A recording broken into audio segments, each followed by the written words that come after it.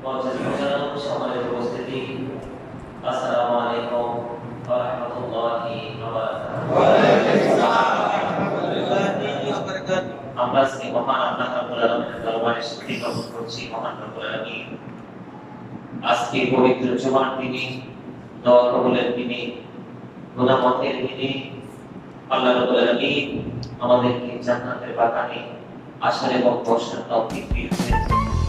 সেই শুকরিয়া তার সকলে পড়ুন আলহামদুলিল্লাহ। আলহামদুলিল্লাহ। এতক্ষণ পর্যন্ত মুক্তাসামে অন্তরের অন্তঃস্থল থেকে আল্লাহ হাবিবের সামনে কয়েক লক্ষ বছর সালাম আল্লাহর জাতের জিকির করার তৌফিক আল্লাহ রাব্বুল আলামিন আমাদেরকে দান করেছেন। সেই শুকরিয়া তার সকলে আরেকবার পড়ুন আলহামদুলিল্লাহ। আপনারা সকলে জান্নাতের বাগানে আসতে পেরে বসতে পেরে খুশি না? এই খুশি হওয়ার জন্য আরেকবার পড়ুন আলহামদুলিল্লাহ। বান্দা যত বেশি আল্লাহর দরবারে শুকরিয়া জ্ঞাপন করবে, আল্লাহ রাব্বুল আলামিন বান্দাকে তত বেশি নিয়ামত বাড়িয়ে দেবেন। সুবহানাল্লাহ। আল্লাহ বলেছেন আল্লাহর প্রতি কৃতজ্ঞ হওয়ার কথা অকৃতজ্ঞ হইতে নিষেধ করেছেন। বাকি কোনরূপই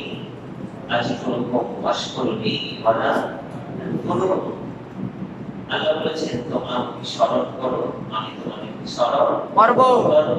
তোমরা আমার কৃতজ্ঞ হও, অকৃতজ্ঞ হইও না। আমরা আল্লাহর দরবারে শুকরিয়া জ্ঞাপন করব, আর সেটা হলো আমাদের কৃতজ্ঞতার প্রকাশ। ঠিক না? সাউথ ঠিক আছে, আমার কাছে মনে হয় ভাইরা সাউথ ঠিক আছে। মাশাআল্লাহ, আলহামদুলিল্লাহ বলেন আলহামদুলিল্লাহ।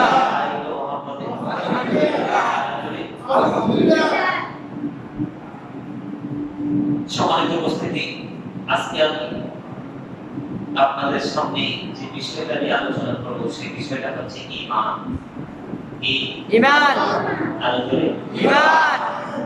আজকে গত সব দিনে আপনারা যতটা মনোযোগ দিয়ে আলোচনা করে শোনেন, আজকে তার চেয়ে অনেক বেশি মনোযোগ দিয়ে শুনতে হবে। কারণ আজকের এই আলোচনাকে হৃদয়ে ধারণ করতে পারলেই অল্প অল্প ছোট্ট ছোট্ট ইবাদতগুলো, আমলগুলো আল্লাহ রাব্বুল আলামিনের দরবারে কবুল হবে। আর নয়তো এই জায়গাটাকে যদি আমরা ঠিক রাখতে না পারি, তাহলে আমাদের জীবনের নামাজ, রোজা, হজ, যাকাত, যত দান সাদকা করব, কোনো কিছুই আল্লাহর দরবারে কবুল হবে না। এই জন্য আমি আপনাদের সকলকে বিনীতভাবে অনুরোধ করব, আপনারা আজকে আমার এই ঈমানের আলোচনা করে একটু মত দিয়ে শুনবেন। সবাই রাজি আছেন? সবাই একটু অমনোযোগী হইলেই কিন্তু একটু আলোচনা ছুটে যাবে, তখন কিন্তু জোড়া লাগানো সম্ভব নয়। ঠিক কিনা বলেন? আল্লাহ রাব্বুল আলামিন পবিত্র কালামুল্লাহ শরীফের মধ্যে তিনি বলেছেন বিসমিল্লাহির রহমানির রহিম, ইয়া আইয়ুহাল্লাযীনা আমানু দুখুলু ফিস-সিলমি কাফা। আল্লাহু আকবার। আল্লাহু আকবার। আল্লাহ রাব্বুল আলামিন বলেছেন ঈমানদারগণ, এখানে কিন্তু বুঝতে হবে আমাদেরকে আল্লাহ রাব্বুল আলামিন কিন্তু যে কোন লোককে নির্দিষ্ট করে আল্লাহ রাব্বুল আলামিন নির্দিষ্ট করে ডাক দিয়েছেন। কি করে? নির্দিষ্ট করে আল্লাহ বলেছেন ইয়া আইয়ুহাল্লাযীনা আমানু। ঈমানদারদেরকে আল্লাহ রাব্বুল আলামিন ডাক দিয়েছেন, অন্য কাউকে নয়। আল্লাহ রাব্বুল আলামিন বলেছেন ঈমানদারগণ, তোমরা পরিপূর্ণভাবে ইসলামে প্রবেশ করো। সুবহানাল্লাহ। আরেকটা মহাব্বতে পরিপূর্ণ বোঝেন? বোঝেন না সবাই? পরিপূর্ণ বলতে আপনি কখনো এই দিকে, কখনো ওই দিকে, কখনো ওই দিকে, কখনো পিছনের দিকে, এরকম যেই কোনো দিকে যেই কোনো মুহূর্তে ছোটাছুটি করতে পারবেন। কি করতে পারবেন না?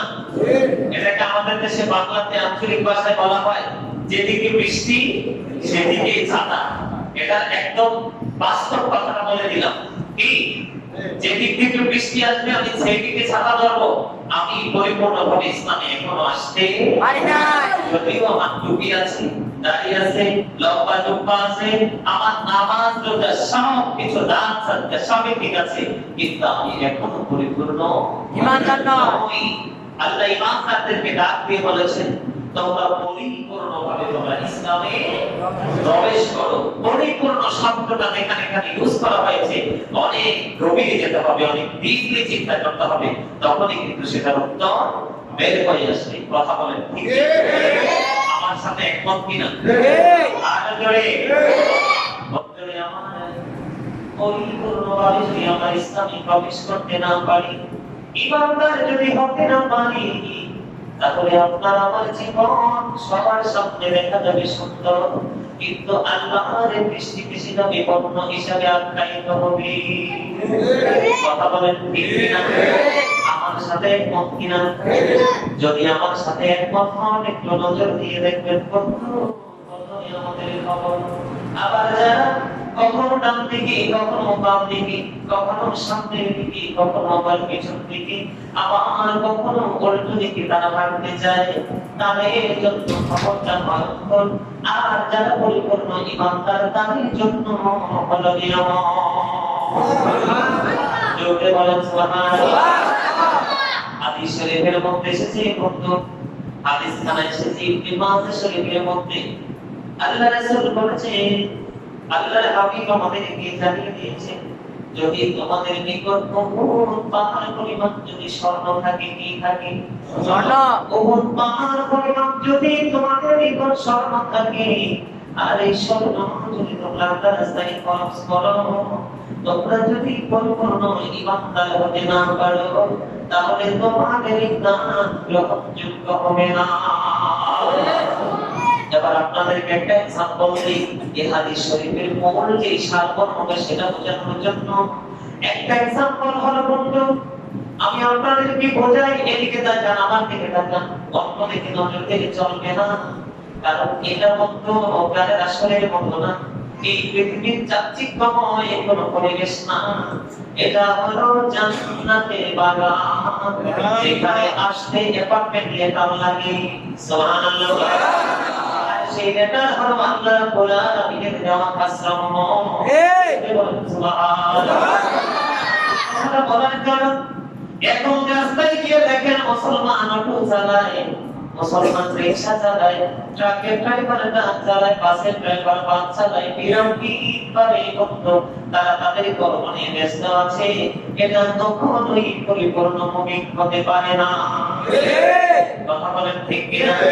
এই মুহূর্তে মুসলমানের জন্য, ঈমানদারের জন্য সবচেয়ে বড় নিয়ামত হলো আল্লাহর ডাকে সারাদিন মসজিদে চলে এসে আল্লাহর গোলামি করা। কথা বলেন এখন কিনা? ওই যে বললাম উহুদ পাহাড় পরিমাণ স্বর্ণ আছে, এই ইবনে মাজাহ শরীফের হাদিস থেকে প্রমাণ, এই উহুদ পাহাড় পরিমাণ স্বর্ণ আল্লাহর রাস্তায় ব্যয় করতে হলো।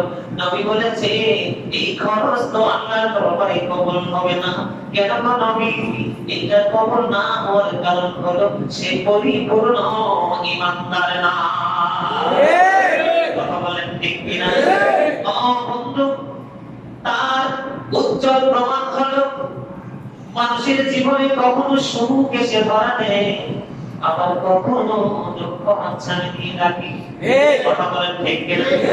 কখনো মানুষ সুখের দিনে বসবাস করে, আবার কখনো দুঃখের সাগরে হাবুডুবু খায়। ঠিক কিনা বলেন? আল্লাহর হাবিবের হাদিস থেকে প্রমাণ, আল্লাহর নবী বুঝিয়েছেন, মানুষ সকল দুনিয়ার দিলে আল্লাহ রাব্বুল আলামিন তোমাকে রহমত করেছে, তোমাকে বরকত দিয়েছে, তোমাকে শান্তি দিয়েছে, কিন্তু যখন জীবনের একটা সময় তোমার দুঃখ হাতছানি দিয়ে লাগলো, সেই দুঃখটা সারাদিন তুমি দুঃখিত হয়ে গেলা, এটা আল্লাহর রহমত মানতে পারলা না, এটা তোমার তকদীরের লেখা, এটা তুমি মানতে পারলা না, তুমি রাগান্বিত হয়ে এমন তখন বলছো, তখন তোমাকে মুমিন বলা যাবে না, ঈমানদার বলা যাবে না। তোমার যদি কোনো দুঃখ আসে, তুমি যদি কোনো বেদনা পাওয়ার শিকার হও, তখন তোমাকে মনে করতে হবে এটাও তোমার জন্য রহমত। আল্লাহ বান্দার আমল নামার দিকে যখন তাকায় দেখে অনেক বেশি পাপ আছে, তাকে পাপ মুক্তির জন্য ধীরে ধীরে সাজা দিয়ে পাপগুলো মুক্ত করে দেয়। আর জোরে আরো কিছুজন বাকি থাকে, তখন আল্লাহ রাব্বুল আলামিন তার মৃত্যুর যন্ত্রণা বাড়িয়ে দেয়, আর মৃত্যুর যন্ত্রণা বাড়িয়ে দিয়ে বাকি সব পাপের সমাধান করে দেয়। কবরে যাবে সে মুমিন হয়ে। সুবহানাল্লাহ। আপনারা একমত কিনা? আরেকটু মহাব্বতে বলেন একমত কিনা? সবাই যদি একমত থাকেন, আমাদের দাদা বন্ধু মুমিন অবস্থায় যদি কোনো মানুষ নেক আমল করে, আল্লাহ রাব্বুল আলামিন তাকে সম্মানী করে পৃথিবীর বুকে বাঁচিয়ে রাখে, আর মরার পরে বরাদ্দ আছে তার জন্য মহা পুরস্কার। সুবহানাল্লাহ। জোরে বলেন না সুবহানাল্লাহ। আর মুহাম্মদ সুবহানাল্লাহ। ঈমানদার হতে হবে আমাদেরকে। আমার মূল বিষয় কি? ঈমান। আর জোরে ঈমান। মূল বিষয় কি?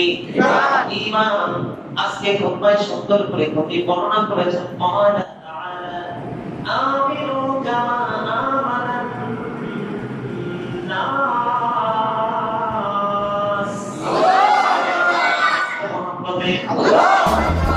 চমৎকারের উপদেশ, অত্যন্ত মধুমাখা উপদেশ, যেটা ঈমানদারের জন্য বন্ধ পরিপূর্ণ নিয়ামত।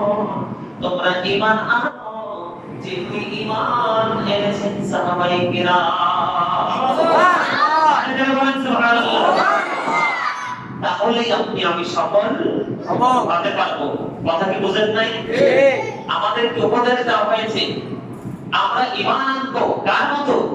সাহাবাগণ যেভাবে ঈমান এনেছেন, তারা যেভাবে ঈমানদার হয়েছেন, আমরা সেইভাবে ঈমান আনার উপদেশ দেওয়া হয়েছে। জোরে সোরে বলেন না সুবহানাল্লাহ। রাসূলের প্রেমিক যারা, আল্লাহর প্রিয় গোলাম যারা, তারা কিন্তু কখনোই পৃথিবীর তোয়াক্কা করবে না।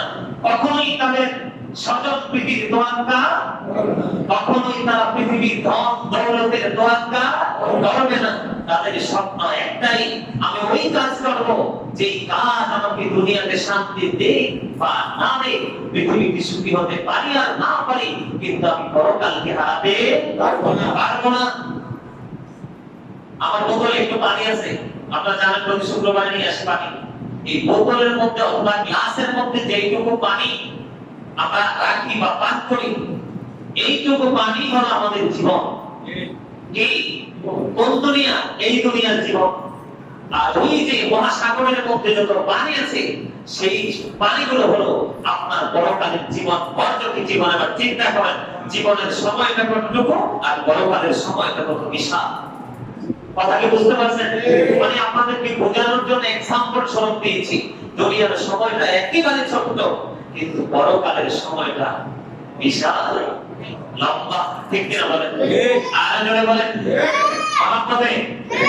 আমার কথা একমত না? একমত না হইতে পারলে কিচ্ছু করার নাই। আমার কথার মধ্যে বিন্দু পরিমাণ কোনো সন্দেহ নেই। আপনারা কি আমার সাথে একমত? বন্ধুরা আমার, এবার আসেন আরেকটা হাদিস শরীফ আমি আপনাদেরকে শোনাই। এই হাদিস শরীফটাও এসেছে ইবনে মাজাহ শরীফের মধ্যে।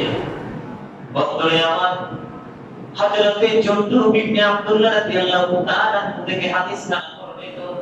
তিনি বলেছেন, আমরা আমাদের প্রাণের নবীর কাছে শক্তিশালী যুবক ছিলাম। আর জোরে সুবহানাল্লাহ।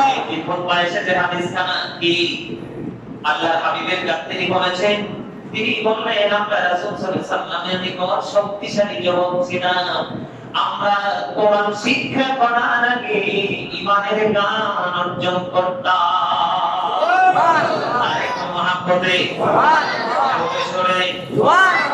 শক্তিশালী যুবক তারা ছিল, ঈমানের দিক দিয়ে অনেক শক্তিশালী। আমরা ঈমান শিক্ষা করতাম কোরআন শিক্ষা করার পূর্বে। তার মানে ঈমানের জ্ঞান অর্জন করা প্রত্যেকটা মুসলমানের উপর ফরজ। এটা আগে অর্জন করতে হবে। কি করতে হবে? তারপরে কোরআন আর কোরআন তেলাওয়াত শিখি, কোরআন শিখি আমরা ঈমানকে কি করব? মজবুত করব। আর ঈমানকে মজবুত করার কোরআন শরীফের অন্যতম নিয়ামতের পরিপূর্ণ দুইটা আয়াত, ইউদিল্লু বিহি কাসীরা ওয়া ইয়াহদি বিহি কাসীরা। ওমা ইউদিল্লু বিহি ইল্লাল ফাসিকিন।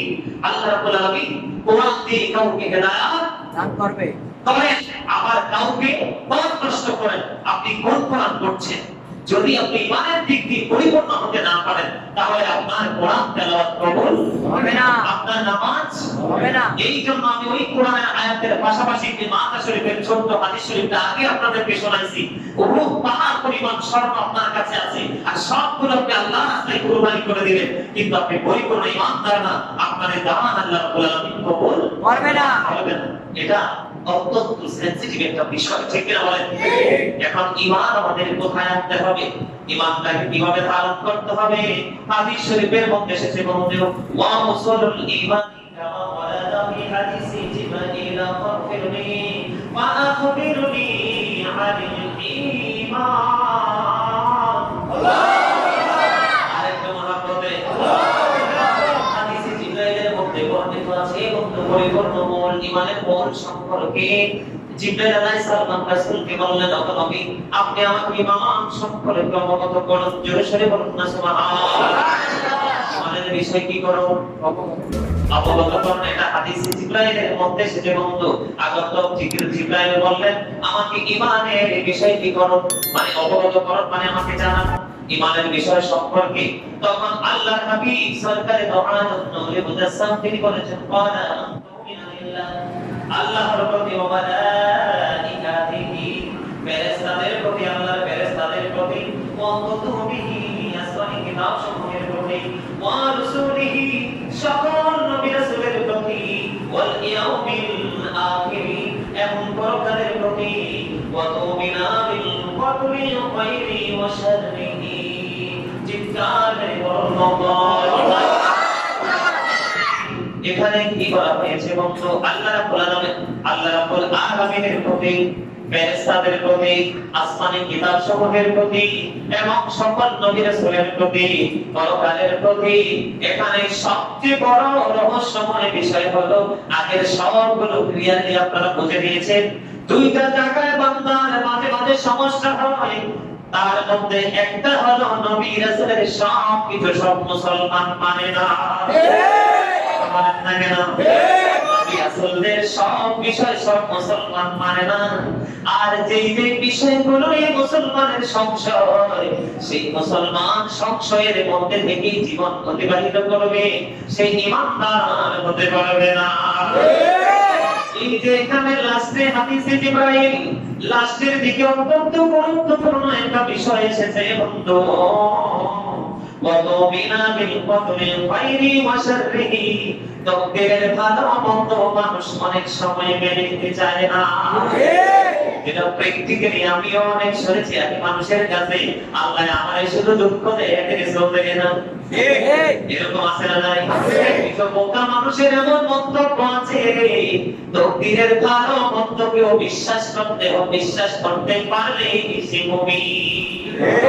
আপনার হয়েছে মুমিন না, সুখের দিনে শুধু আনন্দিত হবেন, উল্লাসিত হবেন, নাচবেন, কিন্তু দুঃখের দিনটা মেনে নিতে পারবেন না, তকদীরকে বিশ্বাস করতে পারবেন না, আপনি কখনোই মুমিন না, কখনোই ঈমানদার না। ঈমানদার হতে হলে অত্যন্ত টেকসই হতে হবে, ঠিক কিনা বলেন? আর জোরে দক্ষিণ দিক দিয়ে বাতাস আসবে, মোকাবেলা করতে হবে। উত্তর দিক দিয়ে বাতাস আসবে, সেটা থেকে মোকাবেলা করতে হবে। পশ্চিম দিকে বাতাস আসবে, প্রবল বেগে ঝড় আসবে, তার দিকে তাকিয়ে মোকাবেলা করতে হবে। আমি বুঝতে পারতেছি পিছন দিক দিয়ে দমকা হাওয়া আসতেছে, আমি পিছন দিক থেকে মুখটা সেই দিকে ঘুরিয়ে আমি মোকাবেলা করতে হবে। তখনই আমি হব ঈমানদার, নয়তো আমি ঈমানদার বলা আমার নিজের প্রতি নিজে জুলুম করা। ঠিক কিনা বলেন? একমত কিনা? বৃষ্টি আসলে দক্ষিণ দিক দিয়ে শক্তিশালী ছাতা দক্ষিণ দিকে দিয়ে দিলাম, আর খবর নাই এই সমস্ত নামাজ আল্লাহর দরবারে কবুল হবে না। কোরআন এবং হাদিস থেকে 100% প্রমাণ। এটা আমার কথা নয়। এবার আমার দিকে তাকান, আর একটু মহব্বতে আমার দিকে তাকান।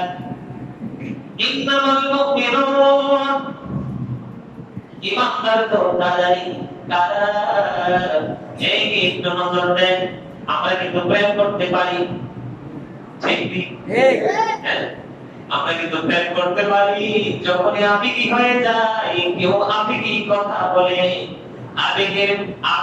আবেগের মুখোমুখি হয়ে বিবেককে জবাই করে ফেলি। এই জিটা কিন্তু সেক্রেটারি সাহেব সবাই বলে না, কথা বুঝেন নাই সভাপতি সাহেব? এই জিটা কিন্তু সবাই বলছে না, সবাই কিন্তু শুনছেন, ঠিক না বলে? আবেগী হয়ে বিবেককে জবাই করা যাবে না, বিবেককে কুরবানি করা যাবে না। বিবেক হলো আল্লাহর দেওয়া নূর, এই বিবেক দিয়ে অন্ধকারকে চিরতরে আলোকিত করা যায়।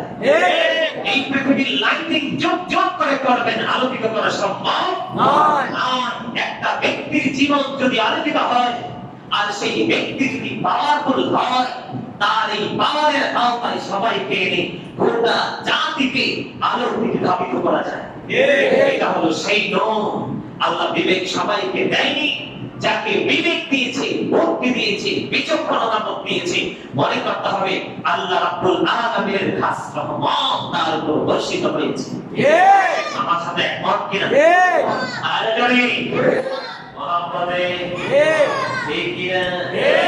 এখানে কি বলা হয়েছে? ইন্নামাল মুমিনুন, ঈমানদার তো তারাই কারা? এবার দেখেন, আল্লাযীনা আমানু বিল্লাহি ওয়া রাসূলিহি, আল্লাহ রাসূলের প্রতি ঈমান আনে। আর রাসূলের মধ্যে অন্যতম রাসূল হলো আপনার আমার প্রাণের নবী।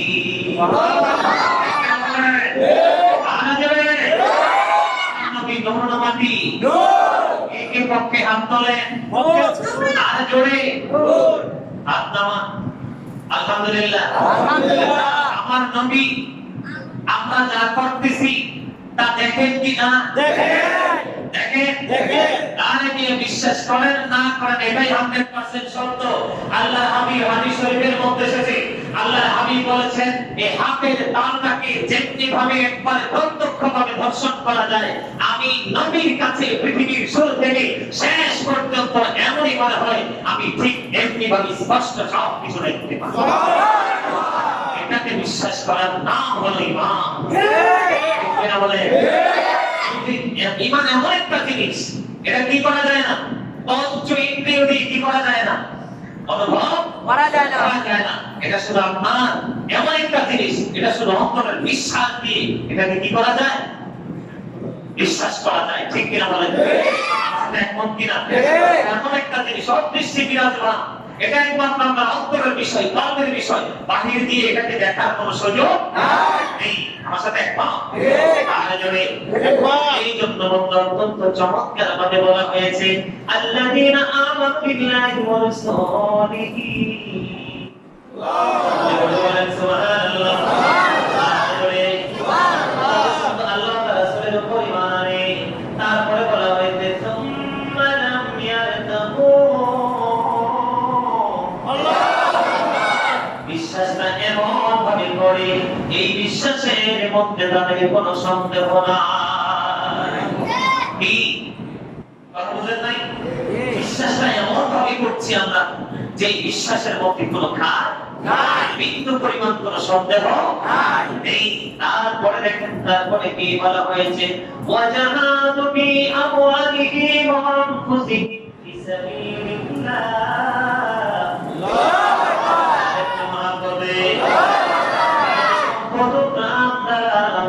আল্লাহর পথে যুদ্ধ করি। বুঝছেন কি না? কিছু বোঝা যায় না। প্রথমে কি বলা আছে? আল্লাহ রাসূলের প্রতি ঈমান আনা। এই ঈমান আনার মধ্যে কোনো সন্দেহ নাই। এখানে কিন্তু সীমাবদ্ধ না, এখানে বলা হয়েছে অত্যন্ত চমৎকার ভাবে, এখানে আপনার বলা হয়েছে যে আমাদের কি করতে হবে, আমাদের ধন সম্পদ যা আছে, জীবন আছে, প্রয়োজনে তা দিয়ে ইসলামের জন্য যুদ্ধ করতে হবে। এখন আমার বাকিরা অপরাধ করছে, ভাই আমি কেমনি কই করবো, আপন বোনের করে থাকি না। মামু বাকিরা কি যুদ্ধ তৈরি করা যায়? যায় না। চাচা বাকিরা যুদ্ধ তৈরি করা, যুদ্ধ করা যায়? বাবা ছেলে যুদ্ধ করা যায় না? কথা বলেন না কেন? আরে বলে যায়, 100 বার যায়। যদি ধর্মীয় অনুভূতি কোনো আঘাত আসে, তখন কোন বাবা ভাই কোন পরিচয় নেই। সেই শিক্ষা দিয়েছে হযরতে ওমর। তার বাবার দেহ থেকে কল্লাটা আলাদা করতে একটা সেকেন্ড দেরি করে নাই। জোরে বলেন না সুবহানাল্লাহ। ধর্মের জন্য, ইসলামের জন্য আল্লাহ রাব্বুল আলামিন অত্যন্ত চমৎকার ভাবে আমাদেরকে জানিয়ে দিয়েছেন কি করা যায়। যুদ্ধ করা যায়। ইসলামের জন্য যুদ্ধ করতে হবে। আমার নবী যুদ্ধ করেছেন, সাহাবায়ে কেরাম যুদ্ধ করেছেন, করেছেন কিনা? আমাদেরকে কি করতে হবে? যুদ্ধ করতে হবে।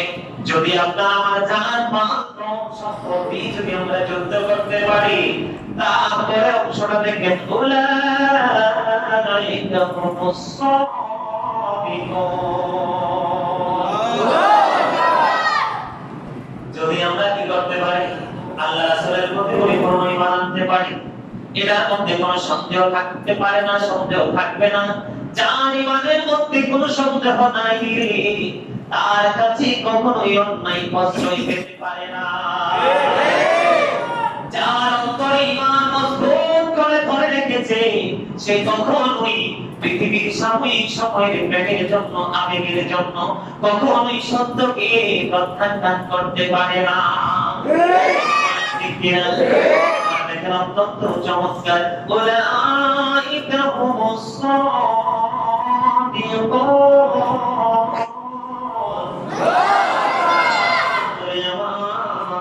তারাই ঈমানের দিক দিয়ে সত্যবাদী।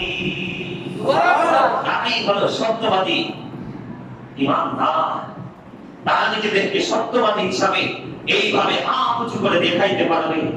আর যারা ওই যে বললাম বৃষ্টি আসতে ওইদিকে, ছাতা কিন্তু ওইদিকে, আর বাকি তিন দিকের খবর নাই, এরা কখনোই মুমিন নয়, এরা কখনোই ঈমানদার নয়। এদের সাথে ঈমানদারের প্রেম কখনোই থাকতে পারে না। কথা বলেন ঠিক কিনা? আর একটু মহব্বতে একমত। ঈমান কি তাদের সাথে রাখা যায় না? প্রেম কি তাদের সাথে করা যায় না? আমার সাথে একমত সবাই? আলহামদুলিল্লাহ বলেন। আমার সাথে একমত হতে পারাটা এটা আপনাদের জন্য খুশনসিব, এটা আপনাদের জন্য বড় ধরনের একটা নিয়ামত। এটা কি মানতে প্রস্তুত সবাই? আলহামদুলিল্লাহ বলেন। আরেকটু মহব্বতে সম্মানিত উপস্থিতি, আল্লাহ রাব্বুল আলামিন আমাদেরকে কখনো দুঃখ দিবে, কখনো সুখ দিবে। আমরা যখনই চাইবো তখনই কিন্তু অনেক সময় আমরা যা চাই তা পাই না, অনেক সময় দেরি হয়। এটাও কিন্তু আল্লাহ রাব্বুল আলামিনেরই কাজ। এই গোটা দুনিয়া সৃষ্টি জগতে যা আল্লাহ রাব্বুল আলামিন মাত্র 6 দিনে সৃষ্টি করছে। কয় দিনে? 6 দিনে। আপনারা বলেন 6 দিন। কয় দিনে? 6 দিন। 6 দিনে। 20 আয়াম 6 days। মাত্র 6 দিনে আল্লাহ রাব্বুল আলামিন কি করেছেন? সৃষ্টি করেছেন। আল্লাহ যদি বলে কোন হয়ে যাও, পায় এখন একটা সেকেন্ড লাগে না, হয়ে যায়। সুবহানাল্লাহ বলেন। আরে জোরে সুবহানাল্লাহু খায়রুল মাকিরিন। শ্রেষ্ঠ কৌশলের মালিক আল্লাহ। যেই ব্যক্তি সত্যবাদী, পরিপূর্ণ ঈমানদার, ওই যে আমি একদিন আপনাদেরকে বলেছি, I love you for Allah, I hate you for Allah, হুব্বু ফিল্লাহ ওয়াল বুগদু ফিল্লাহ। ভালোবাসাও আল্লাহর জন্য, আবার ঘৃণাও আল্লাহর জন্য। কাউকে ভোগে মেনে নিব সেটা আল্লাহর জন্য, আবার কাউকে ভোগ থেকে আপনার একটা বিক্ষিপ্ত একটা যেই কোনো একটা বস্তুর মতো নিক্ষেপ করো, সেটাও কিন্তু দূরে ফেলে দিব আল্লাহর জন্য। আপনার পৃথিবীতে আপনার স্বাধীন মতো চলার অনুমতি আল্লাহ দেয় নাই। আল্লাহ রাব্বুল আলামিন নির্দিষ্ট একটা কি দিয়েছেন? কোড দিয়েছেন। ইসলাম যে নাম only a religion one also complete code of life। ঠিক কিনা বলেন? পরিপূর্ণ জীবন ব্যবস্থা কোথায় রয়েছে? ইসলামে রয়েছে। এর মধ্যে সর্বপ্রথম হলো কিতাবুল্লাহ, আল্লাহর কোরআন, তাহলে কোরআন। ঠিক কিনা বলেন? পবিত্র কোরআন। এই পবিত্র কোরআন তারপরে আছে হাদিস, তারপরে হলো ইসমা, তারপরে হলো কিয়াস। ঠিক কিনা বলেন? উপযোগী কোন সমাধান আসছে না কোরআন হাদিস থেকে। তৎকালীন সময় যুগে যেই আইনবাহী কেরাম থাকবে তারা যেই সমাধান দিবে সেটাকে মেনে নিলেও সেটাকে মেনে নিতে হবে, এটাও ইমানদারের কাজ। ঠিক কিনা বলেন? সম্মানিত উপস্থিতি, আল্লাহ রাব্বুল আলামিন ছাড়া কারো গোলামি আমরা করতে পারবো না। এটা থেকে আমরা একমত? যদি একমত হন তাহলে মূর্তি পূজায় যান কেন? এই দেশে সংখ্যালঘু হিন্দু, দেখি হিন্দুদের পূজায় দেখি অসংখ্য পুরুষ লোক দেখানে নাকি সবাই হিন্দু, এদের মধ্যে ম্যাক্সিমামই মুসলমান, তারাও পরিপূর্ণ ইমানদার নয়, তারা কখনোই পরিপূর্ণ ইমানদার নয়। আল্লাহ রাব্বুল আলামিন কোরআনে বলেছে কি জানেন? তোমাদের সবগুলো মূর্তি যদি একত্রিত করো, তারপরেও সবার সামনে দিয়ে যদি মাসি কিছু নিয়ে যায়, তোমাদের মূর্তি সেটাকে আটকাতে পারবে না। ঠিক না বলেন? আবার সবগুলো মূর্তিকে একত্রিত করলেও একটা মাসি তৈরি করতে পারবে না। আমার সাথে একমত সবাই? আর জোরে বলেন আলহামদুলিল্লাহ। বলেন না আলহামদুলিল্লাহ? আলহামদুলিল্লাহ। আল্লাহ বলেন কত সুন্দর করে বলেছেন, ওয়ান্নাহু তাআলা ওয়া মা আরসালনাকা মিন ক্বাবলিকা মির রাসূলিন ইল্লা নুহি ইলাইহি আন্নাহু লা ইলাহা ইল্লা আনা ফা'বুদুন। মুহাম্মদ বলেন না আল্লাহু আকবার? আরে আল্লাহু আকবার। এই আল্লাহু আকবার বলে কি হবে জানেন? এর ভিতরে যে সামনে কিছু ময়লা যাবে না, এগুলো ক্লিন হয়ে যাবে। এটা বলে আল্লাহ ঠিকই। কেউ কি বুকে হাত দিয়ে বলতে পারবে যে আমার ভিতরে ময়লা নাই? যেহেতু ময়লা আছে এগুলোকে ওয়াশ করতে হবে, আর এগুলোকে ক্লিন করতে হলে অবশ্যই জোরে জোরে চিৎকার মেরে আল্লাহু আকবার, সুবহানাল্লাহ, আলহামদুলিল্লাহ বলতে হবে।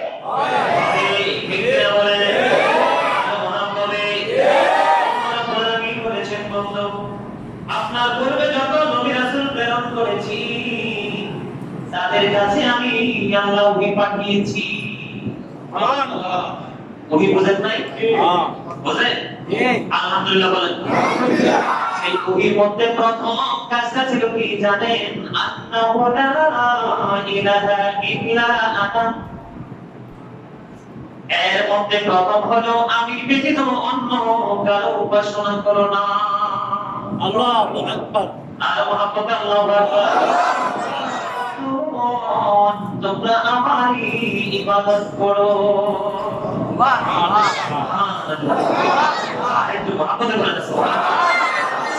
আল্লাহ আমাদেরকে এত আদর করে সৃষ্টি করেছেন। আল্লাহ created the mind fi ayyi suratin ma sha'a rabbaka। আল্লাহর মন মতো করে আমাদেরকে গঠন করেছেন, যেমনি তেমনি কিন্তু খুব আদর করে আমাদেরকে শিখিয়ে দিয়েছেন, তোমরা আমার সাথে কাউকে শরীক করিও না, তোমরা আমার ইবাদত করো। ঠিক কি বলে? আর জানি ইমানদার জন্য নিয়ামত না? আমি মনে করি অবর্ণনীয় নিয়ামত ইমানদারের জন্য। ঠিক না? এবার আসেন আপনাদের সকলের পরিচিত একটা সূরা, ছোট্ট একটা সূরা, সূরা ইখলাস। বিসমিল্লাহ সাথে তিনবার বললে একটা কোরআন খতমের সওয়াব হয়ে যায়। আল্লাহ যদি বলেন না সুবহানাল্লাহ, মুহাম্মদ সুবহানাল্লাহ। সূরা ইখলাসের মধ্যে আল্লাহ সম্পর্কে আল্লাহ কি বলেছে দেখেন, قال تعالى قل الله احد। আল্লাহু আকবার। আল্লাহ এক। আল্লাহ কি এক? এক। আল্লাহ is one। আল্লাহ এক, লা শারীক। আল্লাহর সাথে কোনো শরীক নেই। আল্লাহ আহাদ। কথা বলেন ঠিক কি না? ঠিক। এর পরের আয়াত দেখেন, আল্লাহুস সামাদ। আরে জোরে বলেন না আল্লাহু আকবার। আল্লাহু আকবার। তিনি কি না? তিনি কারো অপেক্ষা কিনা? Allah isn't dependent on anyone. Allah কারো মুখাপেক্ষী নয়। লাম ইয়ালিদ ওয়া লাম ইউলাদ। আল্লাহু আকবার। তিনি কাউকে জন্ম দেয়নি, he didn't give birth। তিনি কাউকে জন্ম দেয়নি, he didn't get birth। তিনি কারো থেকে জন্ম নেয়নি। চলে বলেন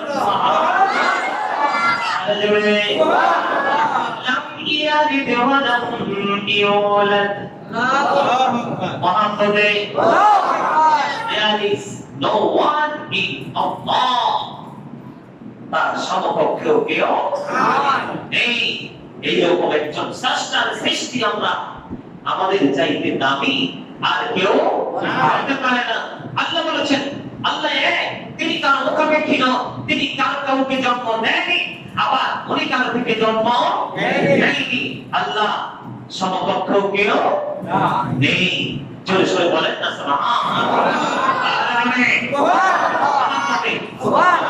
এত শব্দ আল্লাহ রাব্বুল আলামিনের খবর দেওয়ার পরেও যদি কেউ মূর্তি পূজকের কাছে যায়, তাহলে তার মতো হতভাগার কেউই বন্ধুরে আমার।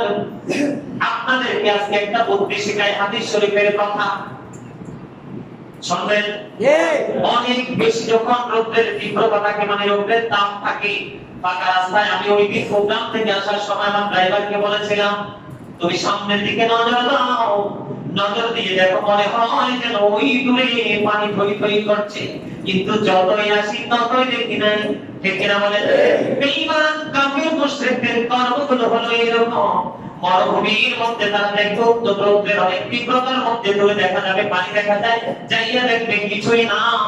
ঠিক বেঈমান কাফির মুশরিক যারা, তাদের জীবনের কর্মগুলো এমন, কাজের শেষে যাইয়া দেখবে জিরো। ঠিক কিনা বলেন? আমার কথাটা মনে রেখি, নেক্সট টাইম যদি কেউ আপনাদের এইরকম কোন পরিবেশের মুখোমুখি হন, তখন আপনারা কি করবেন? আপনারা ওইদিকে নজর দিবেন, চাইয়া দেখবেন ওখানে কোনো কি নাই, পানি নাই। ওই যে একটু আমি বললাম, মূর্তিটি সবগুলো একত্রিত হলে একটা মাসি তৈরি করতে পারবে না, এবং এখান থেকে কিছু নিয়ে গেলে আটকাতেও পারবে না। একটা ছোট্ট মাসির ক্ষমতাও তার মধ্যে নাই। এই দেশের মানুষ বেঈমান কাফের মুশরিকরা কিভাবে এই মূর্তির কাছে গিয়ে সিজদা দিয়ে পড়ে থাকে সেটা বুঝে আসে না। ঠিক কিনা বলেন? তারা কিন্তু ইমানদারদের প্রকাশ্য দুশমন। ইন্নাল কাফিরিনা কানু লাকুম আদুওয়াম মুবিনা। বিধর্মীরা হচ্ছে মুসলমানের কি প্রকাশ্য দুশমন। এটার মধ্যে বিন্দু পরিমাণ কোনো সন্দেহ নাই। ঠিক কিনা বলেন? আল্লাহর কাছে সবচেয়ে অমনোযোগের কাজ করতে জানার দরকার আছে নি? আছে। জানবেন কি? কথা বলেন। আল্লাহ রাব্বুল আলামিনের কাছে আব্দুল্লাহ ইবনে আব্বাস রাদিয়াল্লাহু তাআলা আনহু থেকে হাদিস দ্বারা বর্ণিত, আমি রাসূল সাল্লাল্লাহু আলাইহি ওয়াসাল্লামের খেদমতে আরজ করলাম, কোন অপরাধ আল্লাহর নিকট সবচেয়ে বড়? তখন আল্লাহ রাব্বুল আলামিন জানিয়ে দিয়েছেন, আল্লাহর হাবিব সঙ্গে সঙ্গে জানিয়ে দিয়েছেন, আল্লাহর সাথে কাউকে শরীক করা। যারা মূর্তি পূজা করে তারা নিঃসন্দেহে কি করে? কথা বলা যায় আল্লাহর সাথে শরীক করে। তারা কিন্তু তাই মূর্তিকে তারা কি করে? ভগবান মনে করে, দেবতা মনে করে। ঠিক কিনা বলে? ওইটা মনে করেই কিন্তু যায়। আর তার পাশাপাশি ওখান থেকে প্রসাদ খাইতে মুসলমানও যায়। আমার যে হাসতে ইচ্ছা করে, বুঝছেন সেক্রেটারি সাহেব, যখন মাতৃভান্ডারের সামনে দিয়ে যায়, মুসলমানের সিরিয়াল দেখে আমি কই একদিনও কি পেটটা পোস্টাও দেয় না? এবার আপনারা এটা ভালোভাবে নেন আর খারাপ ভাবে নেন। তাদের হাত পা চোখ কান সব কাটা। আমার যারা স্টুডেন্ট লাইফে আমার সবচেয়ে পছন্দের খাবার ছিল মিষ্টি। মিষ্টি বেড়ে শেষ, ভাত টাত লাগবে না, আমার মিষ্টি দিয়ে চলবে। যখন থেকে ধীরে ধীরে আল্লাহ রাব্বুল আলামিনের এই পথে হাঁটতে হাঁটতে যখন এই পর্যন্ত আসছি, এখন মিষ্টি দেখলে বমি আসে। কারণ এগুলো উৎপাদন করে বিধর্মীরা। যারা এটা প্রস্তাব করে পানি খরচ করে না, পায়খানা করে টিস্যু ইউজ করে না, ভালো করে ইউজ করে না।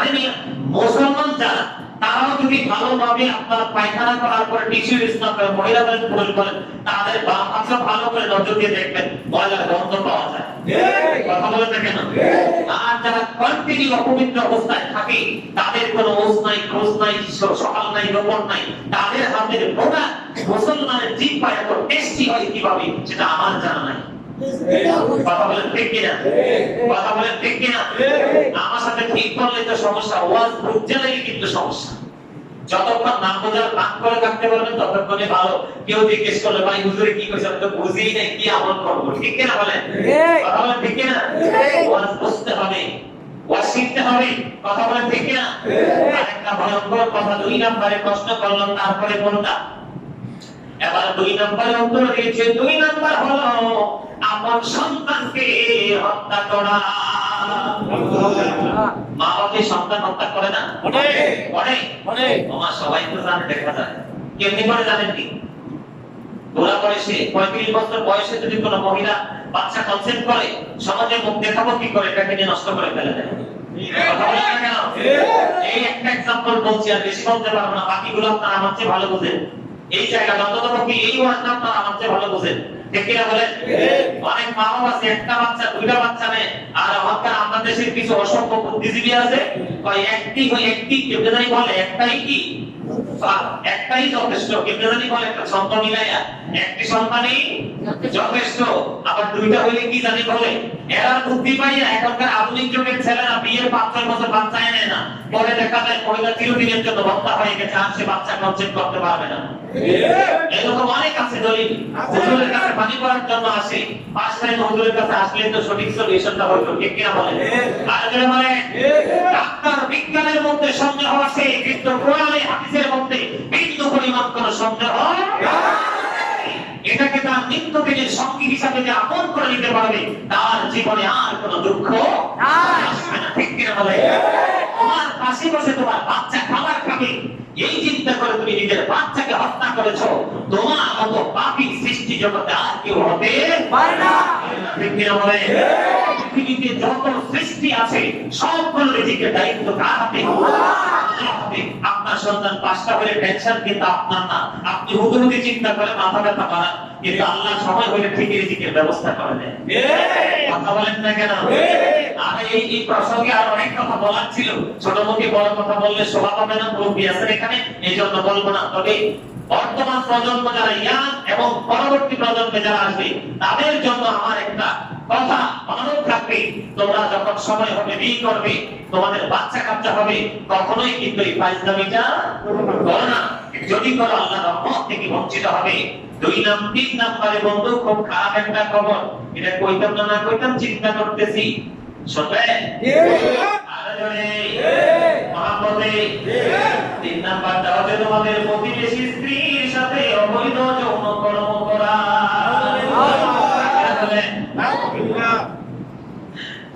কথা বলেন ঠিক কিনা? আমাদের সমাজে কিছু আছে না মুরব্বী? আছে। বউও দেখবেন, আরেকজনের বউ দেখতেছে, কি গো তোমরা বাড়ি কই? এরকম অনেক আছে না? আছে। নাউজুবিল্লাহ। দ্বিতীয় দিন কোথা থেকে আসছো সেটা জিজ্ঞেস করবে, তৃতীয় দিন কোথায় গিয়েছিলে সেটা জিজ্ঞেস করবে। তখন ধীরে ধীরে ওই তাদের মধ্যে সখ্যতা সৃষ্টি হবে। আল্লাহ রাসূলের হাদিস থেকে প্রমাণ, যেখানে বেগানা একজন পুরুষ থাকে, বেগানা একজন নারী থাকে, থার্ড পারসন হিসাবে থাকে শয়তান। তখনই কিন্তু তারা অবৈধ কাজে লিপ্ত হতে বাধ্য হয়। এই জন্য কি করা যাবে না? পরের স্ত্রীর দিকে কি করা যাবে না? নজর দেওয়া যাবে না, তাদের সাথে কথা বলা যাবে না, তাদেরকে অ্যাভয়েড করতে হবে, তাদেরকে বয়কট করতে হবে। একান্তই যদি কোনো বিশেষ প্রয়োজন থাকে, তাহলে আমার ঘরেও কিন্তু মহিলা মেম্বার আছে, আমি তার মাধ্যমে কোন বার্তা যদি থাকে আদান প্রদান করবো। কিন্তু আমি তো একজন পুরুষ, চোখের চিনা হলো দেখা, বেগানা নারীর দিকে তাকানো একজন পুরুষের চোখের চিনা। বলেন না? সময় অনেক হয়ে গেছে, আর 1 মিনিটও না। অনেক কথা বলার ছিল, কিন্তু আসলে